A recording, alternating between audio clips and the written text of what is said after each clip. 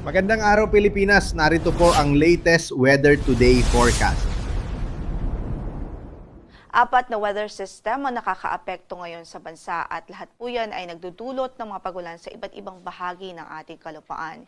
Yung shear line po natin ay nakakaapekto sa silangang bahagi ng Northern at Central Luzon at ito nga po ay nagdudulot ng halos maghapon. Inaasahan natin magdudulot yan ng halos maghapong pagbuhos ng ulan sa silangang bahagi ng Northern at Central Luzon at ilang bahagi din ng Southern Luzon according sa ating forecast.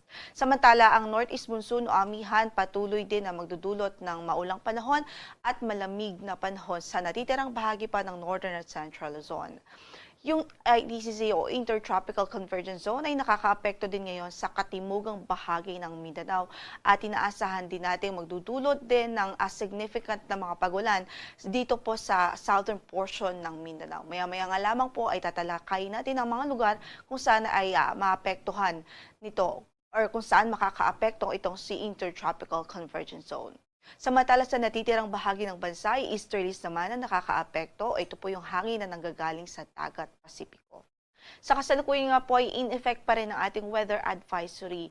So, sa araw na ito, possible pa rin yung 50 to 100 millimeters of rainfall dito po sa Cagayan Province, Isabela at Aurora. Yan ay po epekto po ng shear line. Kahit sa mga kababayan natin dyan, doble ingat po ang ating abiso, lalong-lalo na po yung mga mabababang lugar o low-lying areas kung saan ay inaasahan natin ang patuloy na bantahon ng mga pagbaha.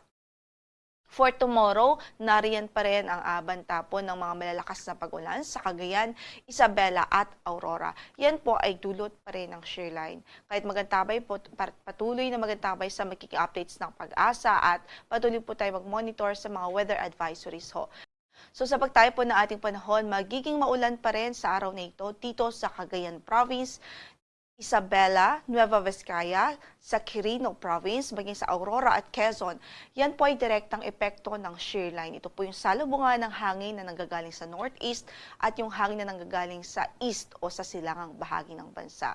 Yung confluence o convergence po ng dalawang air mass na ito ay nagdudulot o nag-generate ng mga kaulapan na siya pong nagdudulot ng halos tuloy-tuloy na pag-ulan. Kaya't nariyan pa rin ang bantaho ng pagbaha doon po sa mga nabanggit nating lugar dahil nga sa patuloy na ina-expect nating pagbuhos ng ulan.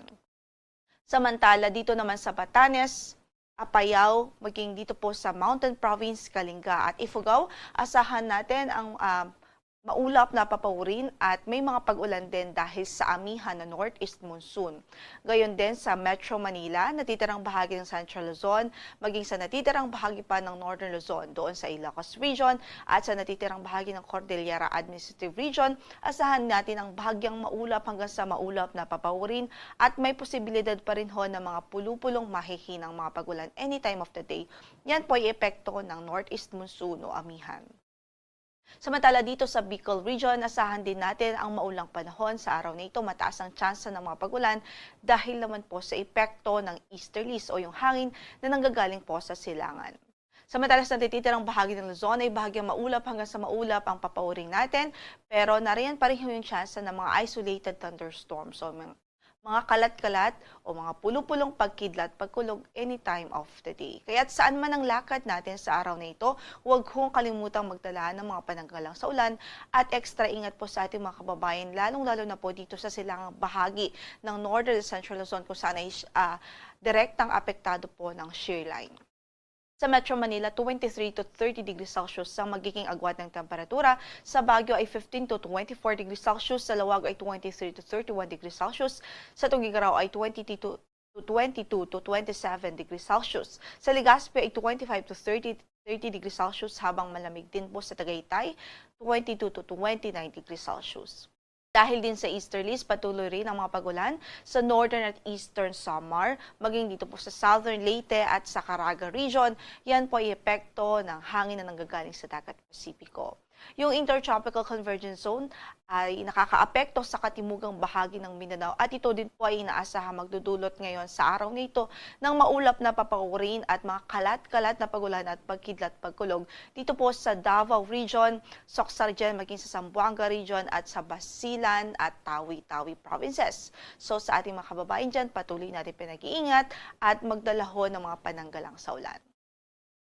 Sa natitirang bahagi ng Kabisayaan at natitirang bahagi pa ng Mindanao, bahagyang maulap hanggang sa maulap ang papawirin at asahan natin ang mga localized pa rin ng mga thunderstorms o pagkidlat at pagkulog anytime of the day.